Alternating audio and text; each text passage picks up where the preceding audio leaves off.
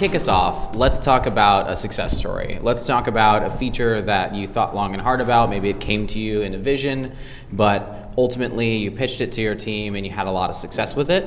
What was the thought process of not only making that decision to run that feature or that promotion, that campaign, et cetera, but how did you execute and what were the results? I'll go.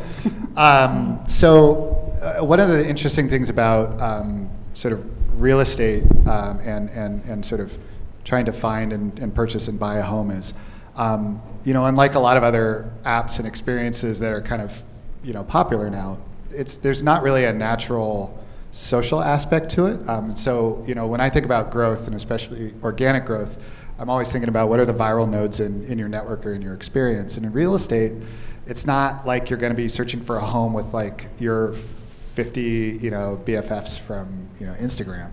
And so what does happen that's viral in terms of real estate is you're communicating a lot with your spouse, or you're communicating a lot with your partner, or you're communicating a lot with your agent. And one of the ways that you're really doing that is through messaging, text messaging. And so the team a couple of years ago really put a lot of thought behind, how do we solve that pain point of making it easy for consumers to interact and easily share listings, photos from listings, search results through the native messaging feature in Apple. And that was a feature that we rolled out on iOS a couple of years ago, and it gave us some really nice organic growth, which, like I said, in something like real estate, it can often be hard to kind of tap into that virality. So that was a great feature for us. Cool. I'm next. So I'll talk about one that I worked on with Facebook, and that's more relevant to everybody here. So one thing that happened at Facebook a couple years ago was that at one point you're no longer allowed to message people on Facebook, and you have to download the Messenger app. And the community, like you guys, hated it. And even people in the company, it was very, very controversial. That thing took ages to launch. Everyone was like, how can you not block users from doing anything if they want to use it, yada, yada, yada, yada, yada. But the thing that got people to accept it, both externally and internally, is we actually did an A/B test. And for a country and a segment of people, we just turned it off and forced people to download and just sort of see what happens. And the result for that is, even though people did not like the fact they had to download another app, when they did, their engagement just went way up. Because now you have an app that's dedicated for messaging. It's no longer just like one of the things that you're thinking about when you're in there. Messaging app gets a lot more notifications turned on, so people are more likely to talk to you. It's more likely to notice that you got a response, and then he can continue the conversation. And when you take that result back and give it to the executives, it's like, okay. In the short term, people didn't seem to like it a lot, but in the long term, like you're adding a lot more value, so let's go with it. Must be nice. You can just take a whole country and do an A/B test. Great. Well, this is also a feature kind of related to Facebook, but with the product and engineering team, we optimized really just the Facebook sign up when you're downloading the iTunes app or Android. We had thought that people actually like to spend time creating a username, but actually that's not the case when you click on Facebook to sign up. You're expecting the process to be a lot more seamless and a one-step process. So what we did was we pre-populated your username based on your email address, first name and last name, and also skipped the password process. And what we saw in return was really a 30% in conversion rate. But I like to spend time thinking of a username, but usually when you click on Facebook, that's not the case. Interesting. All right. Well, if we stick to sort of the growth stuff, one of the big things that we focus on all the time is onboarding into Flipboard. How do we get people through? But it's not just about that. It's also about when you get through, you want to get engagement and retention out of it. So it's sort of a classic growth dilemma. Is like, do you want a narrow funnel or do you want a wide funnel? Typically, when you have a wide funnel, the quality probably is lower. So what we had traditionally was we had account creation, and then you had to give up some personal information, and then you had to create smart magazines, which is what you do on Flipboard. So one at a time. I had one for mountain biking, I personalized that, and so forth. And so what we saw was that was a narrow funnel. But the engagement and retention is extremely high because they had some skin in the game. So the hypothesis, as you can imagine, was like, well, what if we take out some of these steps? We would obviously widen the funnel, but the hypothesis was lower engagement and retention. So the really big thing was account creation. Account creation is valuable because not only is it an engagement vehicle, but it's also, for us, monetization, right? We can monetize those emails. So there's a lot of heated discussions about should we even look at this, but that's the beauty of A/B testing, not a whole country, but a small segment of our users. So, that's the approach. Let's just A/B test this. So going into it, we thought, but for sure we're gonna get more people through the funnel. But will the engagement and retention be so high that it can make up? Because ultimately, it's about MAU, monthly active users, right? So it's an equation with those two variables. So everything that we expected happened to the top of the funnel. We got a double, 110% increase in activations at the top. Actually more than we expected, but that was like, yeah, that's good. But the big surprise to us was that on top of that, we got a 10% lift in engagement and retention, which was completely counter to what we thought. And so what we know now is that because we made it so easy for them to pick topics, and pick a lot of topics, and that was a much bigger driver of engagement and retention than the engagement driver of account creation. So that was a big success story.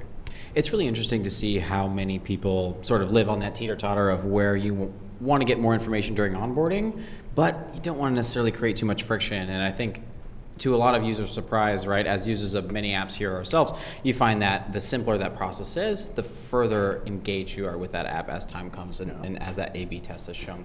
So going back to Klaus, I forgot my eye patch, but we talked a lot about the R metrics that exist. Slight pun here, sorry, I make some dumb jokes. So we talked a lot about growth loops as well, and thinking about how those metrics are impacted by growth loops, and I think that's a really core part of the strategy at Flipboard. What have been some of the most impactful growth loops? Yeah. And I think a quick synopsis of the concept itself might be helpful for the audience as well. Yeah, for sure. Like if you think through an app like Flipboard, we are an ad-supported business. So when we look at ARPU, which is the annual revenue per user, that's a metric that we look at. And of course, our metric will, the amount of money we can make on one user is much different than a texture where you have a $10 subscription per month, right? So the LTV on a texture user is several $100s, but we don't have that to work with. So you can't just pour your money into paid acquisition in a business like ours. You have to find other growth vehicles. And that's where the concept of growth loops come into play. So growth loops is basically, you have two types of growth loops. You have engagement loops and you have acquisition loops. So let me just explain the concept and then I can give some examples. So an engagement loop is basically that the concept that you get users to take actions in your app, right?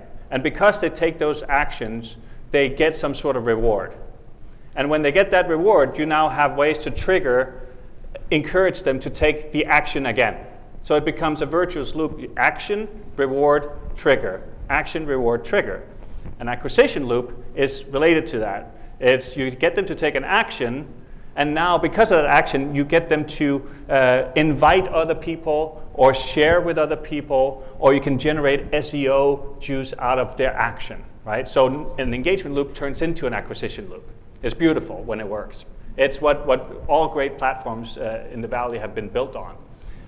So I'll give you some examples of what works for us. Number one, an engagement loop is personalization loop. The mere fact that I get people to follow topics, follow other people, follow magazines on Flipboard, that's an investment that they make on our platform. The reward that they then get is like, because they make that investment, we can now give them much better recommendation and much better content. And because they get much better content, now I can trigger them with much better personalized emails and notifications, which again then turns them to say, oh, maybe I should personalize even more. Another really key engagement loop for us is curation. So what's really unique about Flipboard is that not only can you come in and consume content, but you can curate your own magazines. So as you come across really cool content or recipes or something you want to buy later, you can take that piece of content and flip it into your own magazine. Now, other people can follow that, so we can reward you with social metrics. We can tell you to go back and read this later. And as a result, we can then send you notifications about this and emails, which encourage you to do it again. So that's the engagement side of things, and it's really powerful when it works.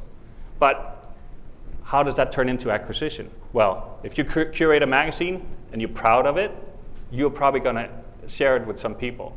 You can also curate together in a group. So now you can invite other people to come on the platform. And on top of that, because we're creating cool magazines, it's original content, there's SEO in that, which you can then use for traffic and get more users.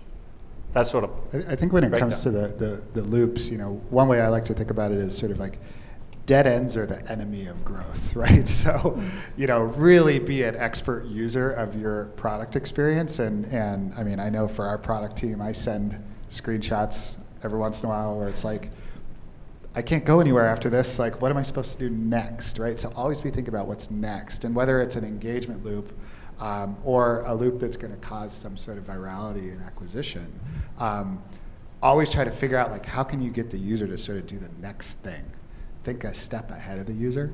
And it just opens up, I think, a lot of opportunity for engagement or acquisition or whatever that outcome that you're looking for is. But you've got to be an expert user of your own product so that you can really drive that too. No, I think that's a really great point, right? We get away from the core users who are actually using and engaging with our products on a day-to-day basis. And Nate makes a great point, right? Thinking about what that next step is and being in front of your users. And it's funny, you say that every once in a while you send screenshots with that sly smile. I believe it's more often than that. I show admirable restraint. But I will send some screenshots later on tonight, guys. You're an expert user. He's buying houses left and right. Right, I wish. Not in the Bay Area. So next question for Kevin. From a product perspective, how do you think about the alignment between product and marketing? Because I think, just a quick show of hands here, do we have any product people here? And then marketing? Okay, so about 40, and then engineering?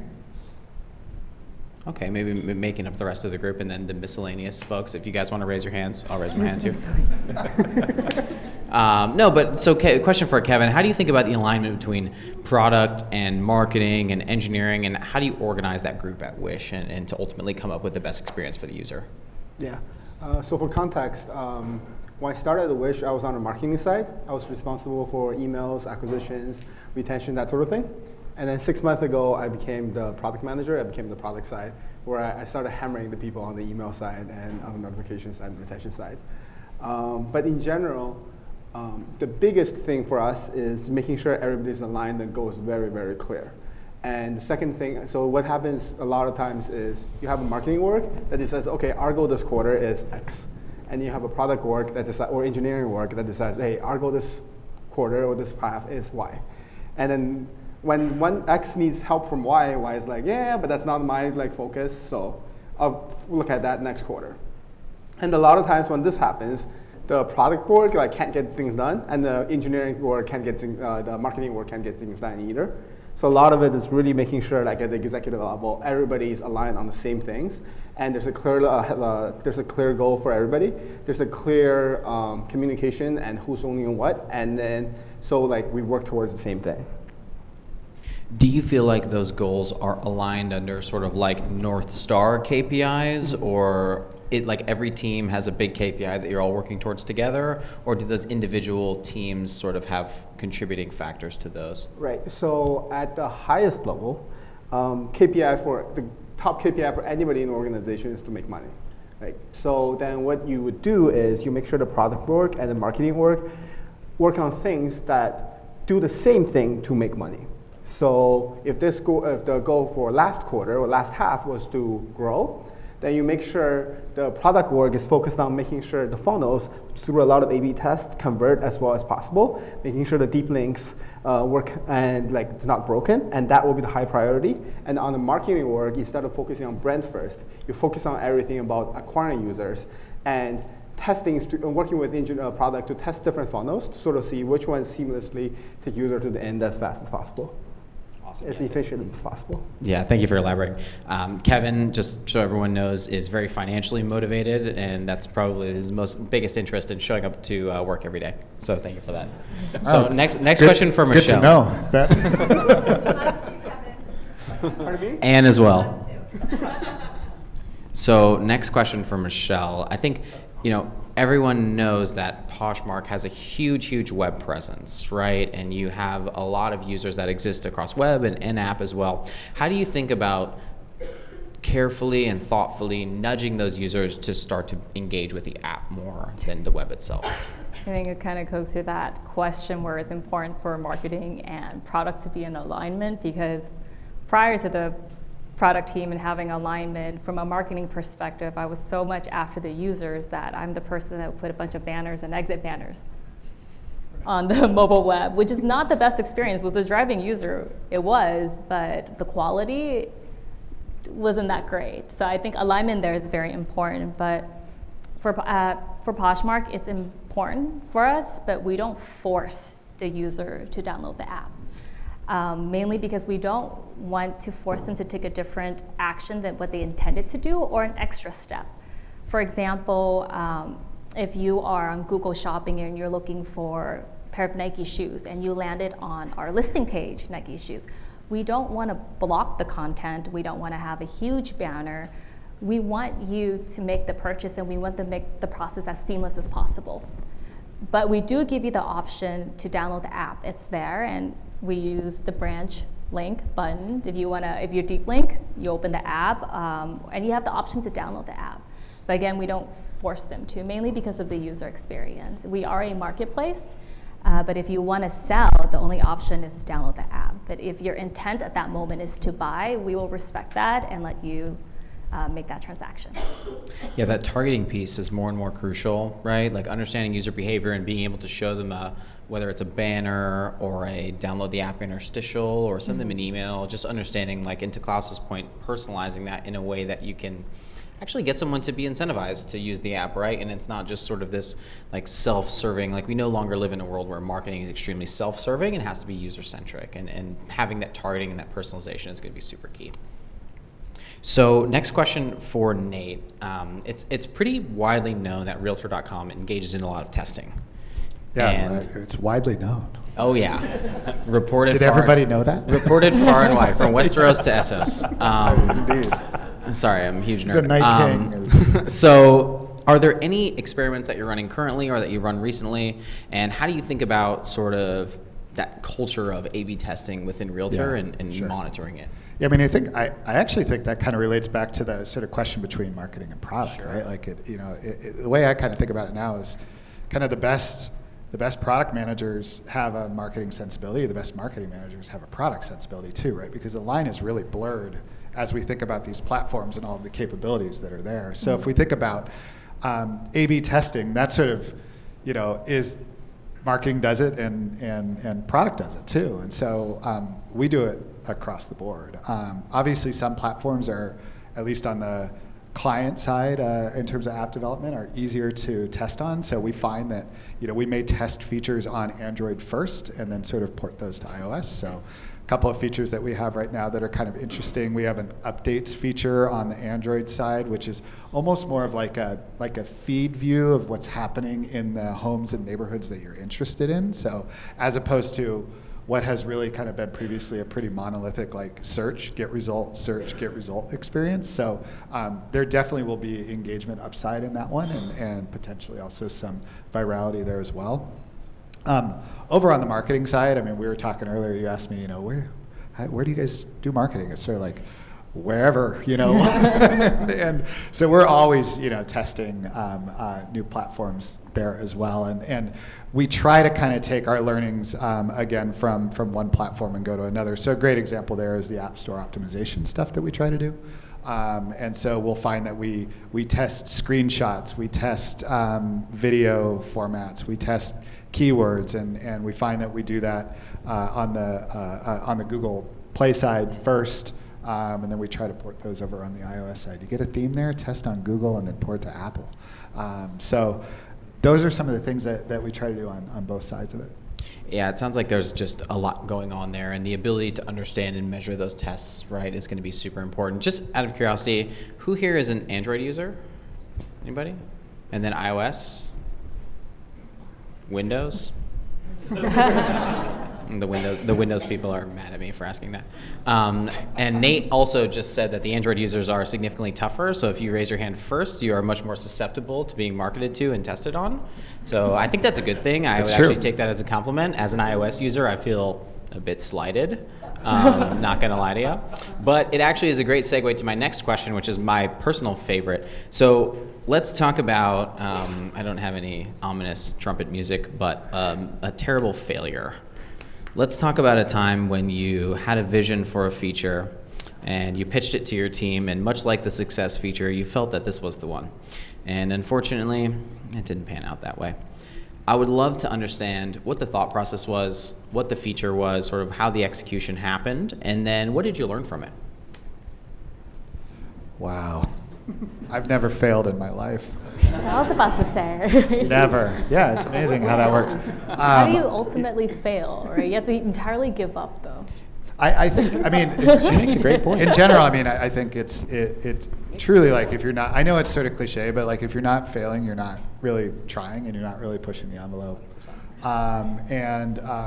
Certainly in my years at LinkedIn, when it was a pretty small and scrappy team, we would test all kinds of stuff that we thought, would do really well, and maybe 20% of the time we'd get something that would go gangbusters. My favorite example there was my team figured out basically how to hack people you may know results and put them into. Did everybody ever use Cheetah Mail? It's like the shittiest email tool. Hopefully there's nobody from Cheetah Mail here. And so we figured out how to like hack people you may know results and like put them in front of consumers. And when we first started doing this, people, it was really cool. They were like, oh yeah, I know that person, and I'll go and connect. And so we kind of were getting better and better and better at it. And then we got really cocky, and we're like, well, we can do this for anything, right? Like we can get you to join any group that we want you to join. We can get you to do any profile feature that we want you to join. And so we kind of went like all in on these features. Spent a bunch of time and a bunch of resources, and man, it flopped, right?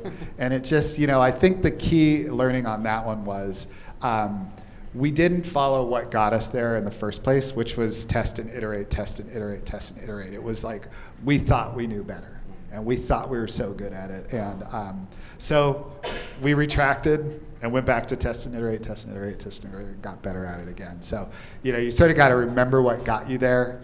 And really take sort of a consumer or user-centric focus on this stuff, and that's usually going to help you pan out. But that was definitely a learning for us. So one thing I failed on, one of the first things I did as a product manager at Wish is I followed my intuition, and for e-commerce apps, clearly you need a filter, right? You need to give the people the ability to search by price, the ability to search by color, by design, by categories, etc. We didn't have that at the time. I'm like, okay, let's build this, right? We spent a good amount of engineering hours. We built this thing. It's awesome. Like you can filter for anything, look for anything. You'll find it like within a couple clicks. And then we launched it to our mobile app and just killed the app. Like the engagement just went way down and just made no sense, right?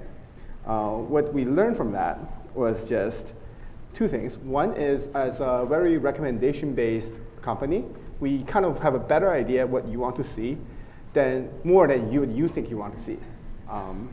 So we would recommend things like hey, this is like a $3 t-shirt. Do you want it? And then most people are like, yeah. But if you give the people the ability to filter for that, they probably wouldn't even think about it. Or we have this avocado slicer, which is the best thing in the world, by the way.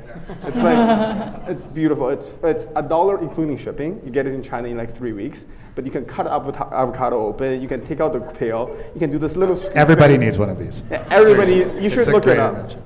It's awesome. It's a very good invention. But you would never think about it on a day-to-day to buy an avocado or filter for an avocado slicer, right? So what we learned on that is, one is we needed to We know better about what people want, and we should we should recommend things and not just block people from that. Two is, the second thing that is very small is mobile UI. Like, you can only fit so many things on the app. If you put too many things, they start distracting from other things. To the point where you always want people to go down. If you give people a lot of different paths that doesn't take them to the conversion point, then they'll just go down those, right? So if you declutter it, and that's the only option left, then they'll just go down naturally, right? They didn't realize that's what they wanted. So the lesson we learned from that is, one is don't just follow intuition. Good thing we tested it and didn't just launch it. Two is on mobile screen, there's limited space. So like, be really conscious about what you put up there. And three is everybody needs an avocado slicer. Yes. On Wish, by the way, wish.com/avocado slicer. It's free, $1 shipping. Maybe $2 now because it's really very popular. You just got yourself an extra buyer. You can't buy avocado slicers on Poshmark, by the way, so. Organic growth. I wouldn't say this is a product feature. This is more on the paid side of things. So, especially for our SEM campaigns. So we started out as a women's marketplace. So a lot of our SEM campaigns was launched specifically like, oh, your LV bags, and you would just land on that specific page. And when we try to, after we expand to like men and kids, we try to launch the campaigns exactly the same way. Like, you're gonna launch, the experience was built for women. But we're like, okay, it's gonna work. You can get the same conversion rate, same data, set up the budget, and the conversion rate was really bad. We're like, okay, maybe they don't like this specific page. We'll bring them to a showroom, or maybe a party, and typically what a woman user would like. None of it worked, so failed multiple times. But at the same time, we're like, okay, this doesn't make sense. I don't think we should completely give up, because we have over 75 million items on Poshmark. Like, it doesn't make sense that we can't drive a transaction on SEM. So we had a bunch of our product and also designers tested out a bunch of landing pages just to bridge that experience. Like, okay, what do they really want? If you're looking for sneakers, your landing page should be a different experience than what we had offered in the beginning. So it took a series of testing to get there, to figure out, okay, well, sneakers work. This landing page works well for this keyword, but it'll be completely different if it was Gucci shoes. It's super interesting to think about, right? And that's that personalization onboarding piece. Totally unrelated to mobile growth. I saw an amazing comic series that basically talked about how men and women shop differently, and how women are very much like gatherers who like to see things and touch things and better understand what they have out there and pull as much as they can and bring it back to the camp. Whereas men are very much hunters, where like, I need a t-shirt, I will go beeline myself to a t-shirt, I will not touch another thing, I will exit with this white t-shirt, and I swear to God, I promise you, I will not purchase another item in the store. And it's crazy to see how that experience kind of mirrors that thought process, right? Where men and women, in so many cases, right, act so differently when it comes to even engaging with mobile apps. So we walked in thinking like, this is it, you're gonna like all these similar listings, and clicked on it. It was not the case. That's amazing. Thank you. Awesome. All right, failure. This is turning into a therapy session here. It's okay. This is a safe place. So I'm also leading our BD teams. We had a partnership with a large partner, and so we wanted to engage deeper. And this is a process that takes like 8 to 10 months. So it's not something you do 1 month thing. But when you go through a process like that, there are sort of like there are milestones, and there are exit points. If you want to eject, you can do that. So we go down the line, and it's like, oh, this is a big opportunity. So we go to the first milestone. We're there. In the meantime, we're negotiating. We're negotiating. What is it going to be? Okay, now we have to commit some resources. So we do that. Not too many, but some design resource, some engineering resources. We go further down. Now we're sort of 3-4 months down the line. Now we come to the next one. We get all the indications. This is going to happen, right? This is going to be awesome. So at this point, we have to sit down as the executive team and says, okay, what are we going to do? So we said, well, we're all in. We committed engineers, a lot of engineering resources, and a lot of design, and a lot of back-end work. And then we go down the line. As it turns out, 8 months down the line, we are blindsided by another stakeholder in this partnerships company, giant company, and basically they pull the plug. So now we're like, holy shit. We just, well, this is a complete failure. There's no coming back from this, to be honest. But we go all the way down, and it's sort of like it's creep, right? You go one stage, and now you get the indication, you just keep going. We went on good faith, and it just didn't work out. And we committed all of these engineering resources. So it is what it is, but I think that the lesson for us, first of all, get a fucking contract in place. That's lesson number one. But number two, it's like my boss was telling me, it's like, I'm not an American, so I never heard this saying, but it's very true. It's like like the dog chasing the bus. I don't know if you heard that before, but it's like the dog is always chasing that bus. At some point, you catch the bus, but like, holy fuck, I caught the bus. Like, now you don't know what to do. Well, we caught the bus and we put all in, so we actually had to scramble and get all our resources on that bus and drive it. But then at the end, we got kicked off the bus, which is even worse than getting on the bus. So that's the lesson. I wish they let dogs on the bus. Yeah. As someone who rides the bus, I wish I would see some dogs out there. Thank you for sharing a failure, everyone. I know that's sometimes tough. I think, moving into the second phase of our conversation here, more on the engagement, the retention side of things. First question for Kevin. Your role previously was more focused in marketing. You mentioned that you had a lot of hands in email, SMS, and push notifications, all that good stuff. How do you take those learnings from the marketing side and transition them into what you do into product today? And part two of the question is, would you give any advice to any folks here in the audience who raised their hand for marketing, but were thinking about maybe raising their hand for product as well? Got it. So point one, to the point we already talked about, marketing and product are kind of becoming the same thing. So when I converted to marketing, from marketing to product, it's kind of nothing's really different, except I got blamed for more things. At the highest level, as the marketing person, you are optimizing your email funnels, you are optimizing your acquisition funnels, you are optimizing your notifications, SMS, whatever else that may be, right? When you go to the product, first step, it's optimizing funnels, where first you define what the funnel is. In my case, is getting somebody to look at a product, get them added to cart, and like make them purchase that thing. But this is the same funnel, right? All you're doing is you're working with different kinds of people. Instead of working with marketers, working with email like clients, now you're working with your own app, your own engineers. But assume you set the framework right, assume you set the goal right, the math right, it's just the same thing. The biggest difference is with a product thing, a lot more things are going wrong, and so I spent more time fixing things that aren't working than like optimizing new things. But that could be a personal experience, and part of that is just because Wish is growing. It's not we're a bad company or anything. To the second part is for how do you do the similar conversion I did. Well, first of all, like I'm not sure if you want to do the same conversion I did, because it doesn't necessarily like suit your career path as it did suit mine. But if you do want to do that, I think a lot of it is just getting the technical down and then getting the critical thinking down. Because in the end, I didn't come from an engineering background, and a lot of people I work with are some of the smartest engineers there are. And when we talk to them to get to know the code, I don't understand a lot of what's going on. But what's happening is you do your critical thinking. You'll be like, okay, here's the map. Here's the logic of how everything works. So you pseudocode, how does this work? Where does the problem go down? Who do I need to talk to help you fix this problem? And that is essentially a new skill set for me. You noticed a pretty big laugh from Nate when he said, it's pretty much the same thing, but now I get blamed more, and that's the most CMO laugh I've ever heard in my life. I don't get blamed for anything. He's got those screenshots handy. Those things are like a nuclear weapon. He'll send those out if he has to.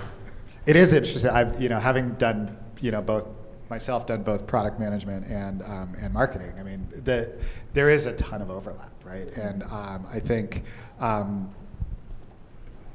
where it can be a little different, I think, depends on the type of organization. And so, there's product management is it's a singular title. Product marketing is a singular title, but man, it's defined differently depending on the company that you're at. And so, I know like product marketing at Apple was very different than product marketing at Google, for example. Product management at Apple was very different from product management at Google. And so it does also kind of depend on the culture. And ultimately, I think, that both sides of it have to be just obsessed with delivering a great experience to your users, right? So whether it's marketing where it's kind of like on the outbound side of it and trying to get somebody to sort of come back that might not necessarily be coming back on their own, or product management, which is just deliver a great experience while they're in it, you still have to be user-centric. I mean, that is above all else, that really is sort of what has to carry the day. But I think the line is blurred, and I think that's a good thing for people on both sides of the functions. Absolutely. Yeah, I would absolutely agree. So next question for Klaus. On the engagement loop side, when you have users, right, who are taking these paths, and as Nate mentioned, if you give them certain paths, eventually they might exit, and when users are dropping off, et cetera, what tools, tips, tricks would you use to re-engage users who have maybe exited an engagement loop or are not maybe thinking about Flipboard at the moment? Yeah, I mean, this is sort of meat and potatoes for us.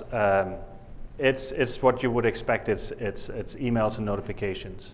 Notifications is huge for an app like ours, and we spend a lot of time optimizing both the personalized ones as well as we have a very robust editorial team that sends out notifications. And we'll see that when you look at a retention curve for any free app, like that, it gets kind of steep, right? You get a lot of people in the funnel, but then a lot drop off. But what we see is, like, for us, it's the news cycle certainly helps us. Like if something happens, you will re-engage a lot of folks because they haven't deleted the app; they just forgot about it. Right, so emails, notifications, co-promotions. We do a lot of promotions to bring people back. For example, we teamed up with Airbnb on a co-promotion, GoPro, Fitbit, to name a few. Got a free watch out of it. Worth it. Worth it. Hashtag. But that's interesting because it's a different angle to get people back, and we use a co-promotion like that as both a re-engagement vehicle for our users, and come back, experience Airbnb's content on our platform, and by the way, you could enter to win a trip to San Francisco. But we also use it as an acquisition vehicle because now we reach out to Airbnb's audience and say, hey, come join Flipboard and experience this great content. And of course, we lay it out in these beautiful magazines. So it's a mix of what I would call meat and potatoes channels. We're just being smart about utilizing it. Yeah, it's really interesting to think about co-promotion opportunities. I think that's something that as a marketing channel is really underutilized. We get a lot of paid, we get a lot of email, SMS, but thinking about how you can co-populate with other companies that have audiences that you want to reach. On the email front specifically, though, so I like as a Flipboard user, I click some articles and I actually go to the webpage of the website themselves, like Washington Post website. Yeah. How do you think about driving those users back into the app, or sort of what's the angle there? Well, first of all, that's a good question. First of all, it's sort of we are in business because of the content creators. It's a privilege for us to work with the greatest publishers in the world. So if it wasn't for them, we wouldn't be here. So it's okay for us that they go to Washington Post and all those other places. In fact, we are one of the biggest referral traffic sources for these folks. We are on par with Twitter and Pinterest in terms of mobile traffic. But what's really important for us is that's okay in that session that you go there. You got the Flipboard email, and that's the brand impression. But it's super important for us to get this original content, so magazines, and get people to engage with those, which is another reason to come back to Flipboard. And we do a lot of work in creating curated packages where we package up, so it's not just an article, but it's a full package of content, which you can only get on Flipboard. Mm-hmm. So we drive to that in addition to the individual articles. Yeah, no, that's super interesting. My mic turned off for a sec. That's super interesting to think about, right? That co-promotion aspect and just sort of the giant loop of the news cycle. So next question for Nate. When it comes to Realtor.com, buying a home is an incredibly personal experience, right? And it's something that is a big life step for a lot of different people. So how do you think about taking something that is so near and dear to your heart, even as a first-time home buyer? Maybe you're moving into a condo, maybe the nest is empty and you're thinking about going into like Boca Raton. How do you think about making that personal from Patagonia a digital in perspective? November. Patagonia in November. If you think about, there's more than 100 million homes in the U.S., right? And no two are the same. So if you think about it from like an e-commerce perspective, we have like 100 million SKUs on Realtor.com, right? Every house is different. It's all in a different location, different school districts. People are looking for different things, and it is incredibly personal because it's the biggest and most important financial decision that many people are going to make. And so when we think about it, we really try to deliver the most personalized experience that we can by using either data that we're sort of deriving where we can recommend homes, or actually taking what consumers are explicitly asking for when it comes to searching and filtering, and then we try to make that feel as seamless and delightful as possible. So on the marketing side, I believe great marketing doesn't feel like marketing. It should just feel like your product, right? So our email should feel like your product just showed up in your inbox, right? It shouldn't feel like some marketing campaign from Realtor.com. So that when we're showing you the 5 houses that are similar to the one that you saved previously, that we think are kind of in your price range, that should feel delightful, and it should feel like we helped you. We saved you time.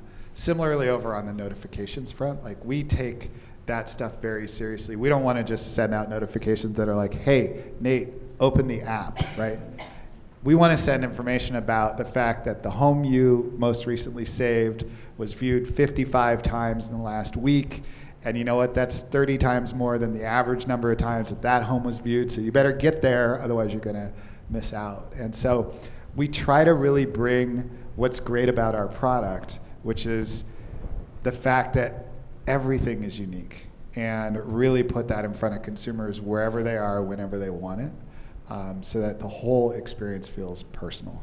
And to nobody's surprise, the more personal you get, your open rates go up, your click-through rates go up, your sign-up rates go, your retention rates go up, all that stuff goes up. So it's really, really important to invest there. Yeah, absolutely. That personalization piece is super key. You did mention that, of all those 100 million homes, no two are different. I'm from the suburbs of Phoenix, Arizona, and I don't know if anyone's been there. They're all the same people. They're the exact same. It's a question of if you have 2 rattlesnakes in your front yard or 3. Left and right. Yeah. Well, it's the ratio of rattlesnakes to scorpions to swirl cacti. So you gotta take your pick. That's a minor difference there. I kid. But yeah, that personalization piece is super, super important, right? Thinking about how you can engage people with a message that doesn't feel like marketing. And I think that's where personalization comes in most important. So last question for Michelle, and then we'll kick it over to the audience for a few more. How do you think about, and we've talked about cross-platform strategy a few times here, right? How do you drive users between the web and the app and think about, messaging them in the right way?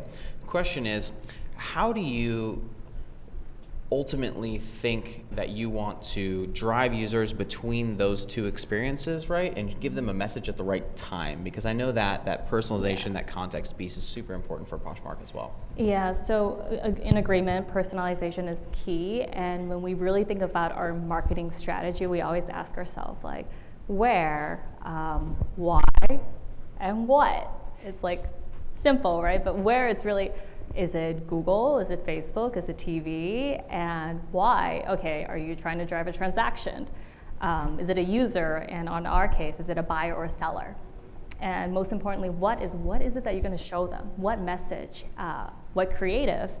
And we take a lot of the data from our merchandising team. For example, if you're on Facebook, it's going to be probably a buy-sell message, but if it's summertime, we're probably not going to show you like Uggs or rain boots.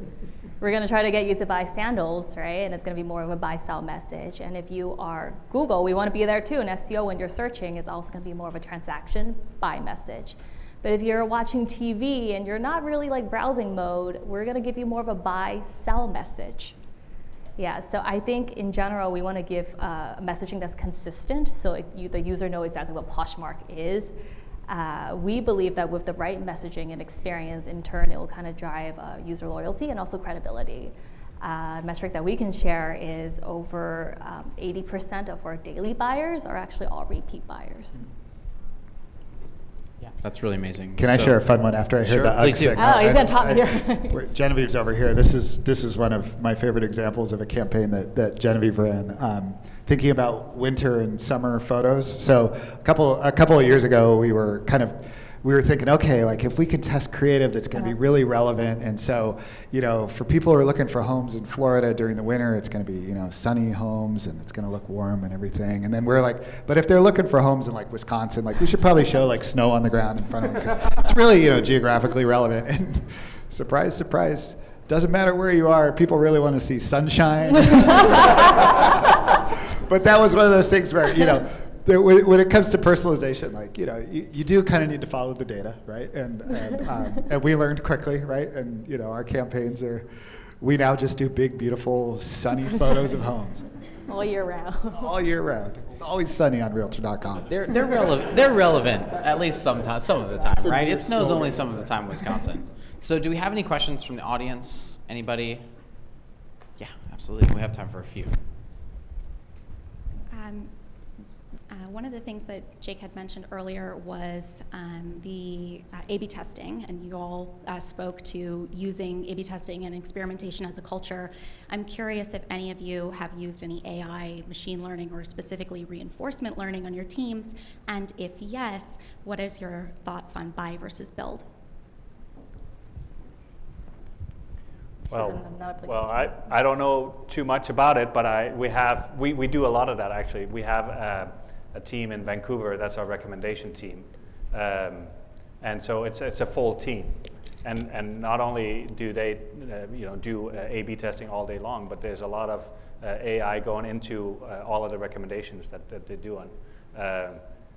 It's funny. I can't speak as an expert on this. We had a session today, is like we call a flip talk, where they get in to speak for an hour to us about what they do, and I had no idea what they were talking about. So we're doing it, but I don't know anything about it. So I used to run analytics, even though I had a business background, so I can provide a little more color. Great. So at the first step, people keep the hottest word these days is just AI, machine learning, right?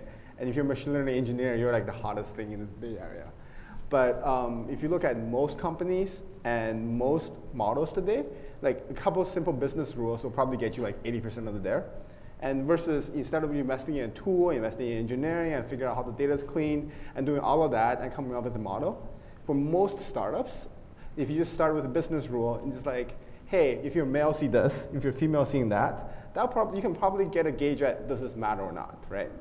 And once you get past that step and you're trying to figure out, hey, this does matter, then the next step is to realistically go build, right?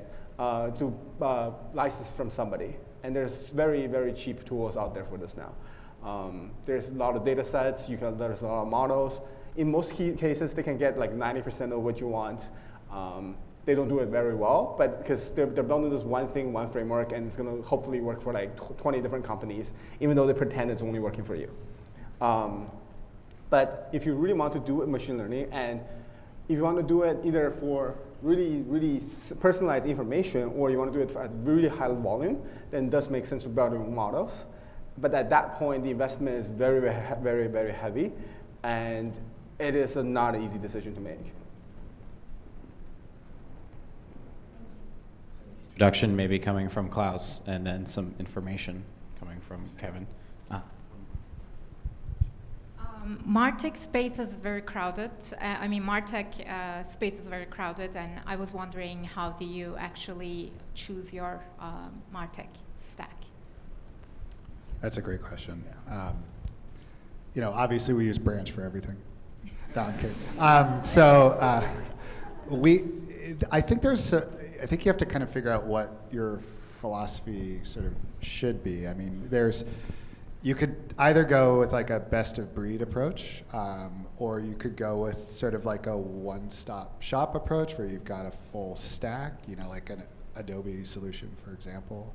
I think you need to weigh the skill set of the team, the size of the team, like how much of it can be done in-house versus what else you're going to rely on. Here, at least, we try to do a little bit more of a best-of-breed approach because, we just want to make sure that we've got the best tools that we can possibly have. Now, we have the benefit of having a reasonably large team, certainly I think compared to startups, where we've got the people on the team that will maximize those great tools. So it's kind of a hard thing to answer other than just you have to understand, at what stage are you, what capabilities do you really need? Are you willing to kind of pay a little extra to have a little bit more of a full stack solution? So it kind of depends. It's not really a one-size-fits-all. Yeah, it also depends on, you have to ask the question, what is core to your business? Build versus buy is always hard. For us, we have those conversations all the time because there are pros and cons. If you build it yourself, well, if you don't staff it all the time, there's a lot of maintenance and there's a lot of overhead. Like then it's going to actually not be best of breed what you build yourself. It's going to be not very good. On the other hand, if it's core to your business, it's something you want to invest in. Like we would never outsource a personalization recommendation engine. Like it's core to our business, right? So that's why we have a team that does that. But then you go and think through notification emails. Is that core to our business? In my case, I say yes, it's core to how we are as a content platform, right? Then the next thing is like, is deep linking, is that core to our business, or should we outsource that? So you have to ask that question for every single thing. And then it's also about volume. When you get to a certain size, like for emails and notifications, like, well, it's a cost thing. Like, it costs money to outsource this stuff, and it's probably how many engineers can I get for that? So that's also part of the evaluation. Any other questions? We got time for two more. And Hi, thank you for your sharing. I learned a lot. So my question is about how to balance onboarding and personalization. Like, in the beginning, when the user just download your app, how many questions can you ask them before they get to a point where, hey, I don't want to let you know so much anymore? We went through years of testing for that one, mainly because we're e-commerce. I guess it really depends on your company and your business model. For us, is somewhat e-commerce, so we do want to display you the right item, right? What brands you like, size. We don't want to be like, okay, this is the assumption. We shortened it down. We had series of from 10 questions. Okay, where's the drop off, right? Which question do you actually need? And we ending up. They just did our onboarding process earlier, picking up the brands that we. You now really know my shoe size. Yeah, so it's just what data we actually need to give you the right experience. Another thing too is sort of figuring out ways to quickly deliver value back to the consumer after, even with sort of within the flow. I mean, the Poshmark flow's got a couple of cool things where you can pretty much, you feel like there's value coming right away. And so the amount of time between when a consumer sort of gives hopefully a small nugget of information and gets value back means that they may be more inclined to actually add more information, and so it kind of sets that expectation. The age of the long monolithic, multi-page like forms. Like you're taking a survey. Yeah, it's just doesn't work. So we actually didn't have that before. It was kind of scary for us to roll it out because you're like, okay, now we're asking them questions, but we do believe that's giving it the best experience.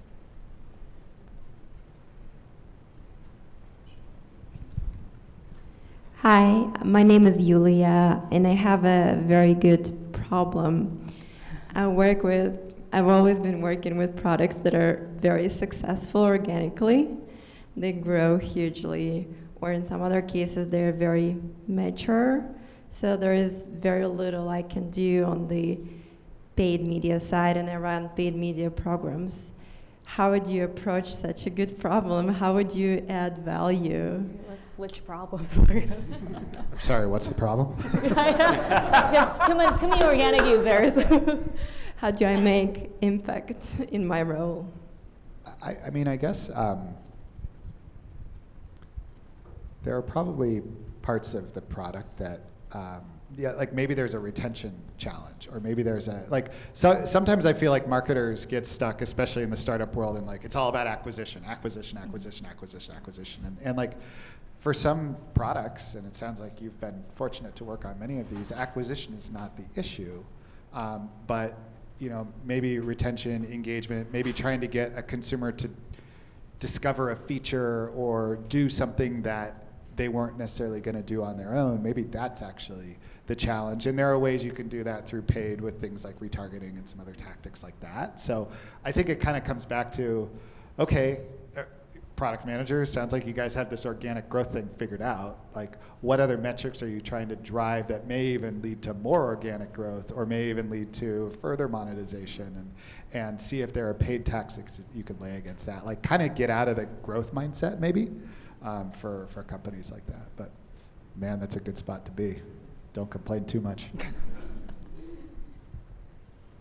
At least you preface it with it's a good problem. And I think that organic piece, right, makes a lot of sense, and paid contributing to that. I know I promised that this was the last question, but I actually got tapped on the shoulder, and I promised that this is now the new last question. So we've got time for one more.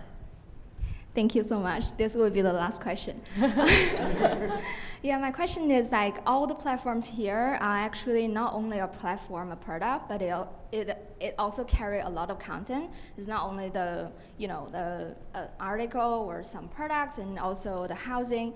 My question is, while we're doing a lot of testing on product, on marketing, or even on content, how do you know the successful factor actually coming from the product, or coming from the marketing, or actually coming from the content?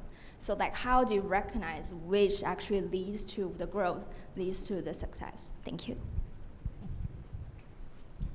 Well, for us, it's all about the content. I mean, if it's like, you can talk about growth all you want. Like, the foundation is the product, and the product is content. So for us, if you can see immediately, so I do know a little bit about machine learning, so I'll retract what I said before. We can see when they are running experiments on the content, if they do a tweak to the model, you can see immediately if they got it wrong, because the numbers will dive, right? And it's just instant. And so on the other hand, there's so much reward. We have one thing in the model called collaborative filtering, which is that you click on an article and you go back to your feed, and now you get articles shown that other people that also read that article also enjoyed, right? And we saw the moment we did that, we got an increase in click-through rate by 7-8%, just like that, right? So the content matters. That's number one criteria for us. And then after that, you can start to layer on all the other things, but it always starts with content. It's actually similar for us, and if for Poshmark, it's all user-generated listings, and I think that's what makes it different too and unique. You don't have these rules for them. It's whatever they want to sell, what their picture look like, as however they want to describe their listing. It's not so much like, we are going to put the description for you on what you're selling. It's what they want to generate. And I would think it works great for SEO too. You're not going to have like duplicate content there. And at the same time, it works well for us in the paid channels, because if you're thinking of dynamic ads, right, Facebook will choose it for you. It's also user-generated content. Yeah, I think at the core of it, like, if there's no, for the marketplaces or information from other people, like, the content and product are the same thing, right? If Wish doesn't have good content or good products to show you, you will never go back to this app, even if you have the best acquisition channel. Like, there's no value to there.